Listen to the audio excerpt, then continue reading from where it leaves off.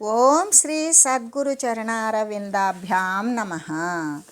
ఓం శ్రీ గణేశ శారదా సద్గురు మంగళమూర్తిభ్యో నమః. ఓం నమో భగవతే వేదవ్యాసాయ నమః.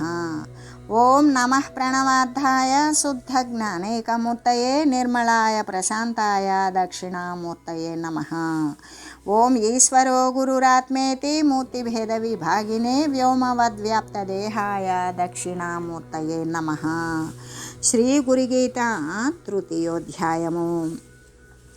అంటే దైవమే సకలానికి కూడా ఆధారభూతుడై ఉన్నాడు కదా. ఏ విధంగా అంటే సకలానికి, సర్వేక సమస్తమైనటువంటి లోకాలకు, దేహాలకు, మరి విశ్వానికి, ప్రకృతికి, దృశ్యానికి మూలము ప్రపంచమే. ఆ ప్రపంచానికి కూడా ఆధారభూతుడైనటువంటి వాడు పరబ్రహ్మ స్వరూపమే. అందుకే అటువంటి పరబ్రహ్మతత్వాన్ని గురించి తెలియజేసేటువంటి వాడు ప్రత్యక్షమైనటువంటి గురుదేవుడే అయి ఉన్నాడు. ఆయన సర్వలోకాలను కూడా రక్షించగలిగినటువంటి సత్తా, సామాన్య స్థితిని కలిగి ఉన్నటువంటి సర్వలోక రక్షకుడు, సర్వసమర్థుడు. ఈయనే అన్నింటికీ కూడా తండ్రి అయి ఉన్నాడు. అందుకే శ్రీ గురునాథుడై ఉన్నాడు. కాబట్టి గురు పరబ్రహ్మ ధ్యానము కంటే వేరే నిష్కామ కర్మమైనటువంటి యోగం మరొకటి ఉన్నదా అంటే లేనే లేదు. కాబట్టి శ్రీ గురు పరమాత్మకు ఏ విషయంలో కూడా సమానమైనది ఈ భూలోకంలోనే కాదు, ఏ లోకాలలో కూడా లేనే లేదు. అంతా కూడా ఏమై ఉన్నది అంటే శ్రీ గురు పరబ్రహ్మ స్వరూపమే అయి ఉన్నది. ఇతరమైనటువంటి శరణ్యం ఏదైనా ఉన్నదా అంటే లేనే లేదు. శ్రీ గురుదేవ పాదార విందమే, ఆ గురుదేవుని యొక్క పాదార విందాలు, ఆ పాదాల కమలాలు, పాద కమలాలే సర్వలోకము కూడా శరణ్యము. సర్వలోకము అక్కడ మాత్రమే. మరి అందరూ కూడా అక్కడ వినమ్రతులే అయి ఉండవలే. అది మాత్రమే శాంతికరము, శాంతిని ఇస్తుంది అని చెబుతూ, అంతేకాదు ఎలాగంటే శ్రీ గురుదేవుని యొక్క సర్వ ఉత్కృష్టతను, సమర్థతను కూడా తెలియజేసి, కులం ధనం బలం శాస్త్రం బాంధవా సోదరా ఇమే మరణోనోపయుజ్యంతే గురురేకో హితారకః. ఏ విధంగా అంటే తాను మహోన్నతమైనటువంటి కులంలో పుట్టాను అని, ఆ మహోన్నతమైనటువంటి వంశమునందు మహాధనము అంటే గొప్ప బలము ఉన్నది అని. అంతేకాదు ఇక్కడ తను ఎంతో ఉన్నతమైన అగ్రకులంలో పుట్టినట్లుగా. ఏ విధంగా అంటే నేను అన్ని కులాల వారికి కూడా అగ్రకులమేమి అని చెప్తాము, బ్రాహ్మణత్వమే కదా. మనకు ఉన్నటువంటి 4 రకాలైనటువంటి వర్ణాలలో బ్రాహ్మణ, క్షత్రియ, వైశ్య, శూద్ర, వీటిలో అంగాలు కోకొల్లలు ఉన్నవి. కానీ ఇక్కడ మహోన్నతమైనటువంటి కులంలో పుట్టినప్పటికీ కూడా, అంటే అన్నింటికంటే ఉన్నతమైనటువంటి వర్ణంలో వాడు జన్మించినప్పటికీ కూడా, ఆ మహోన్నతమైనటువంటి వంశమునందు అంటే వాళ్ళ తాతలు ముత్తాతలు కూడా ఋషి వంశస్థులే. అంటే ఇక్కడ మనం ఎవరు వంశస్థులమి అంటే మనం కూడా ఆ ఋషి సంతతే. కాబట్టి ఆ మహనీయులు అనేటువంటి వారు బ్రాహ్మణులు అయి ఉన్నప్పటికీ కూడా, అంతేకాదు మహోన్నతమైనటువంటి అగ్రకులంలో పుట్టినప్పటికీ ఆ మహోన్నత వంశమునందు మా వంశము ఎంతో గొప్పది, మా వంశ చరిత్ర చాలా ఘనమైనది అని చెప్పుకుంటూ ఉంటారు. అయినప్పటికీ కూడా ఆ వంశంలో కీర్తి ప్రతిష్టలు కానీ, ధనధాన్యాదులు కానీ, దాన వితరణలు కానీ ఇటువంటివి అనేకము చేసి ఉండవచ్చు. అయితే ఆ వంశంలో గొప్ప ధనవంతమైనటువంటి శ్రీమంతుల వంశమే అయి ఉండవచ్చు.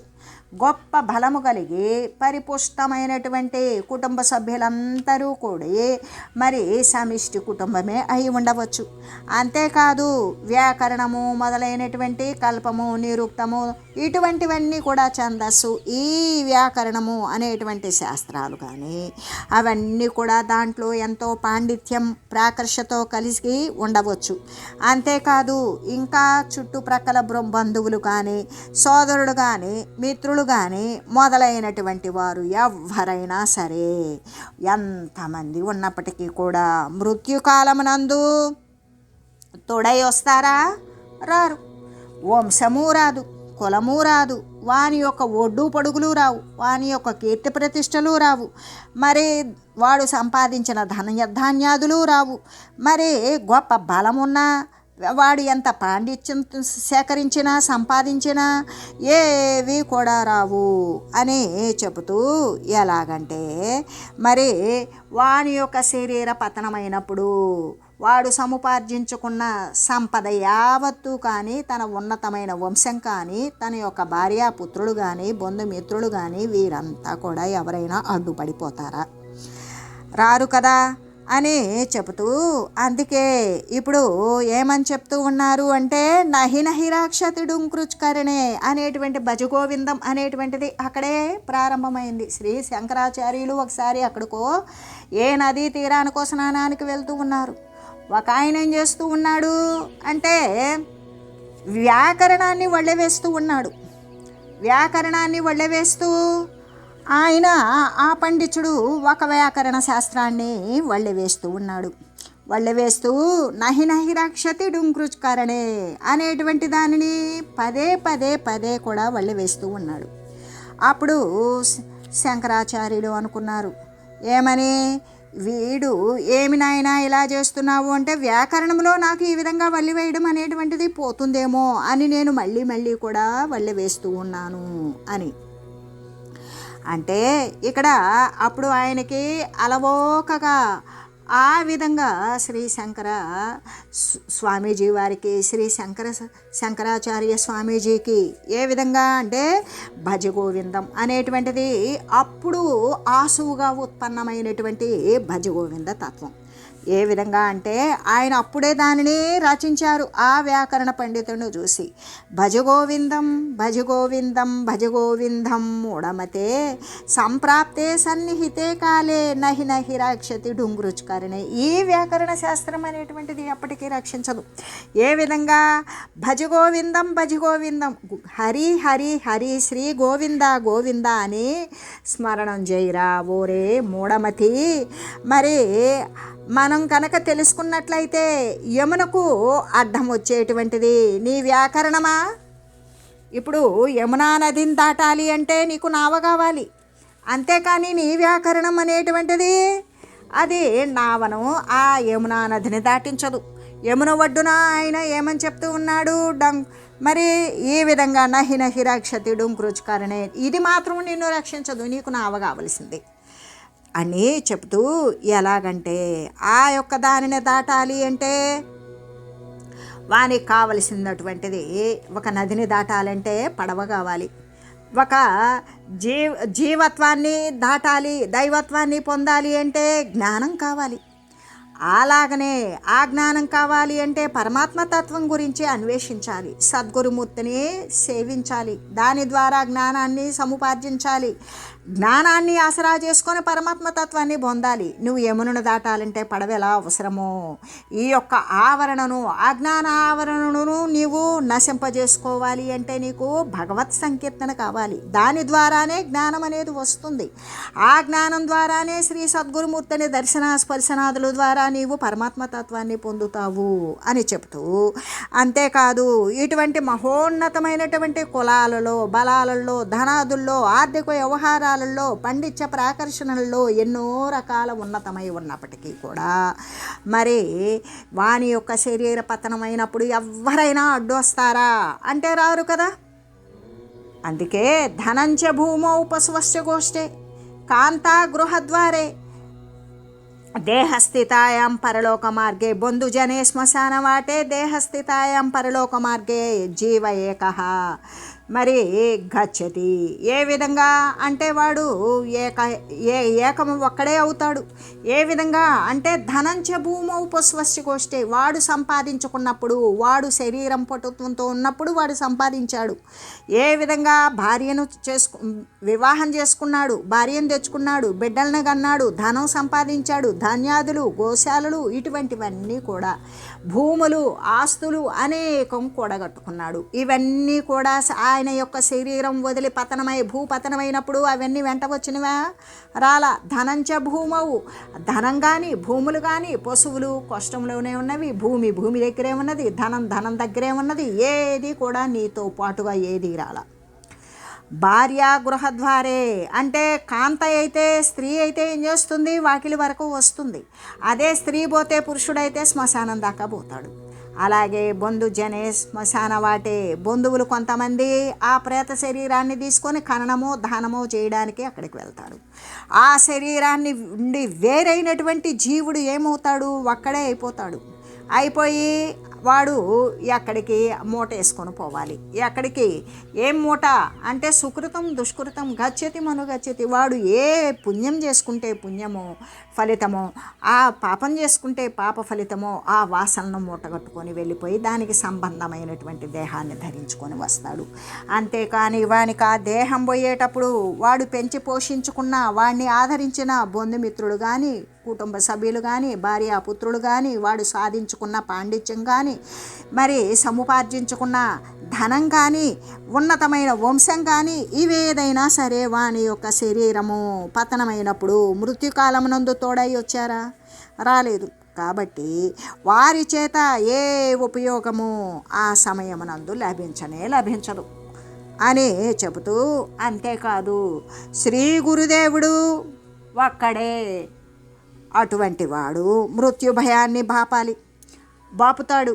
అంటే ఈ యొక్క శరీరము అమృతోపమము అనేటువంటి విషయాన్ని తెలియజేస్తాడు.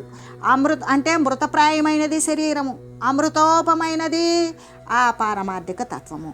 ఆ పారమార్థమే, ఆ పరమాత్మ తత్వమే నీ యందు నిక్షిప్తమై ఉన్నటువంటి తత్వము అని తెలియజేస్తాడు. ఆ తత్వాన్ని పొందటానికి అబద్ధజనితమైనటువంటి వస్తుతని దూరీకరించేటువంటి జ్ఞానాన్ని అనుగ్రహిస్తాడు. ఈ విధంగా అనుగ్రహించి అంటే ఆ గురుదేవుడు మాత్రమే ఏ విధంగా అంటే ఆయన మృత్యు భయాన్ని బాపుతాడు. అంటే చచ్చిపోయేటువంటి వస్తువు నువ్వు కావు. చచ్చిపోయేటువంటి స్థితి దేహానికి ఉన్నది. ఎందుకు, అది వచ్చింది కాబట్టి అది పోతుంది. నీవు రాలా, నీవు పోవు. రాని పోని వస్తువు నీవై ఉన్నావు. సత్యమై సత్తుయై శాశ్వతమైన వస్తువు నువ్వు. నీకు మరణ భయం అనేది లేదు. ఎందుకు, నువ్వు మరణిస్తావు అని భయపడటానికి నువ్వు జన్మించలా. నువ్వు జన్మిస్తే నువ్వు మరణిస్తావు. నీకో రూపం లేదు, నీకో నామం లేదు. సర్వవ్యాపకమైన సర్వ అనంత రూపమే, సర్వనామాంకితమైనటువంటి సర్వనామాలు నీవే, సర్వరూపాతీతమైనటువంటి రూపమే నీవు అని శ్రీ సద్గురుమూర్తి మాత్రమే ఆ విధంగా మృత్యు భయాన్ని నశింపజేస్తాడు. ఆ నశింపజేయటానికి చేసి సంరక్షించటానికి సమర్థుడు ఎవడు అంటే శ్రీ సద్గురుమూర్తియే అని చెబుతూ, మరి ఇంకా వేరే గతి ఏమైనా ఉన్నదా అంటే ఇంకా వేరే గతి లేదు, దారి లేదు. ఏది చేయాలన్నా కూడా మృత్యు భయాన్ని నశింపజేసి అమృత తుల్యంగా చేయగలిగినటువంటి సమర్థుడు శ్రీ సద్గురుమూర్తియే. కాబట్టి అనగా తాను మహోన్నతమైనటువంటి గొప్ప పేరు ప్రఖ్యాతులు ఉన్నటువంటి కీర్తి యశస్సులు కలిగినటువంటి వంశములో వాడు పుట్టినప్పటికీ కూడా మహేశ్వరునితో సమానమైనటువంటి సంపద కలిగినటువంటి వాడైనా, శారీరకమైనటువంటి బలము, అందమైనటువంటి శరీరము కలిగిన వాడైనప్పటికీ, అంతేకాదు ఈ యొక్క షడంగాలు, వ్యాకరణ, నిరుక్త, ఛందస్సు మొదలైనటువంటి మీమాంస, ఈ తర్కశాస్త్రాదులు వాడు చదివి దాంట్లో ఎంతో పాండిత్యం అనేటువంటిది సముపార్జించుకున్నటువంటి పండితుడే అయినప్పటికీ కూడా సకల బంధువులు కానీ, మిత్రులు కానీ మొదలైన వారితో వాడు కుటుంబ సభ్యులతో పరివేష్టితుడై కూడి ఉన్నప్పటికీ కూడా ఏమైనా ప్రయోజనం ఉన్నదా, లేదు. యమునను దాటాలంటే వానికి నావ ఉండాలి. అలాగే శరీర పతనం అయితే శరీర పతనం కాకముందు, శరీర పతనం అయిన తర్వాత, శరీరముతో ఉన్నప్పుడు కూడా సర్వంలో కూడా సర్వసాక్షిత్వ స్వరూపంలో ఉన్నటువంటి ఆ పరమాత్మ స్వరూపము అది తప్ప మరొకటి లేదు అనేటువంటి విషయాన్ని గురించి తెలియజేసేటువంటిది కేవలం శ్రీ సద్గురుమూర్తియే. ఇంతమంది ఇన్ని రకాల విద్యలుండి, ఇంత పాండిత్యం ఉండి, ఇంత గొప్ప వంశం ఉండి, ఇంత ధనరాశులుండి, ఇన్ని భూములుండి, ఇంత పరిసరాలలో ఎంతో పరిడి వెళ్ళేటువంటి కీర్తి ప్రతిష్టలు ఉండి కూడా వాని యొక్క శరీర పతనాన్ని ఆపుతున్నాయా, ఆపడం లేదు. అంటే ఇక్కడ మరి అవన్నీ ఏమన్నా వచ్చి అడ్డుపడుతున్నాయా, లేవు. అన్నీ ఉండి ప్రయోజనం ఏమైనా ఉన్నదా, లేదు. అంటే ప్రాణపటుత్వం కలిగి ఉన్నప్పుడు వీరితో ఎంతో ప్రయోజనం ఉండి ఉండవచ్చు. వాని యొక్క శరీరంలో ప్రాణం ఉన్నప్పుడు వాడు ఇతరుల నుండి వాడుకో ఇచ్చిపుచ్చుకోవడం అనేటువంటి విషయాలలో ఎంతో ప్రయోజనం ఉంటే ఉండవచ్చు. కానీ ధనము కానీ మొదలైనవి తనను రక్షించినప్పటికీ కూడా మరి నన్ను రక్షిస్తాయి అనేటువంటి గర్వంతో కూడి మెలగిన వాడైనప్పటికీ నేనింత సంపాదించాను, నా ఆపద సమయంలో నన్ను నా ధనమే రక్షిస్తుంది అని అనుకుంటాడు. అంతేకాదు మృత్యుకాలం ఆసన్నమైనప్పుడు వాని ఎందలే ఆశ చేత కొట్టుకుంటూ ఉంటాడు. ఏ విధంగా ఇక ఆ మృత్యువుని ఎవ్వడూ తప్పించలేడు. ఆ మృత్యుకాలము అనేటువంటిది ఆసన్నమైనప్పుడు వానికి కపవాత పిత్తాలు అనేటువంటివి ప్రకోపించినప్పుడు కపం అడ్డం పడిపోతుంది. వాని యొక్క కోరిక మాత్రమే మలిన వాసన తరంగమైన శరీరమునందు మరి అది దృఢపడి ఉండడం చేత దాని నుండి వాడు విముక్తత్వం పొంది మళ్ళీ బ్రతికి బట్టగట్టాలి అనేటువంటి తపన చేత వాడు తల క్రిందులవుతూ తప్పిస్తూ ఉంటాడే కానీ ఇక ఏ విషయము కూడా వాడికి గుర్తు ఉండదు. ఇక అంతేకాదు నేనింతమంది నాకు బంధువులు ఉన్నారు, నేను ఇంత ధనాన్ని సంపాదించాను, నేను కీర్తి ప్రతిష్టలు కలిగినటువంటి గొప్ప వంశమునందు ఉద్భవించాను, నన్నెవ్వరూ కూడా తప్పించువారు లేరా అని మరీ కూడా ఆ సమయంలో మాట కూడా రాకుండా కేవలం కన్నీళ్లు మాత్రమే కారుస్తూ వాని యొక్క మానసికమైనటువంటి ఏడుస్తూ ఉంటాడు. అంటే వాని చేత ఆ సమయంలో ఏ ఉపయోగము లేకపోయింది.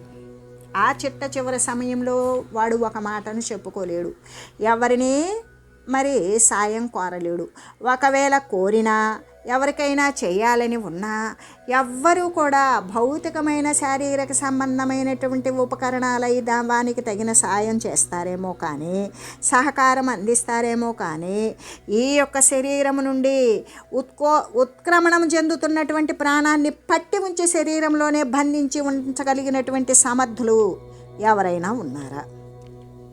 లేరు కదా.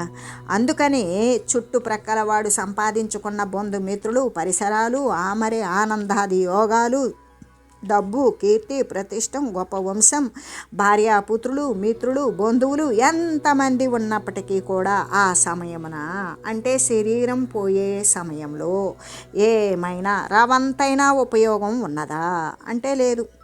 ఇవన్నీ కూడా ప్రాణం ఉన్నంత వరకు కూడా శాశ్వతాలని నమ్మినటువంటి వస్తుజాలము రక్షించలేకపోయింది, బంధువులు రక్షించలేకపోయారు, ధనము రక్షించలేకపోయింది, వాని యొక్క గొప్ప వంశం ప్రతిష్ట రక్షించలేకపోయింది, భార్యాపుత్రులు రక్షించలేకపోయారు, వాడు నేర్చినటువంటి పాండిత్యం రక్షించలేకపోయింది. దేని ద్వారా కూడా వాని యొక్క ప్రాణాన్ని నిలువబెట్టి ఉంచగలిగినటువంటి సమర్థత దేనికి లేకపోయింది.